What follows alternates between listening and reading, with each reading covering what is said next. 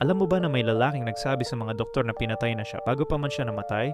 Noong September 7, 1978, naglalakad si Georgy Markov sa Waterloo Bridge sa London. Siya ay isang manunulat mula Bulgaria na tumatakas sa komunistang gobyerno ng kanyang bansa. Bigla, may nagtulak ng payong sa kanyang hita. Isang estranghero. Wala siyang sinabi. Lumayo lang. Umuwi si Markov at nagsimulang maglagnat. Pumunta siya sa ospital at sinabi sa mga doktor na sa tingin niya ay nilason siya ng kanyang gobyerno.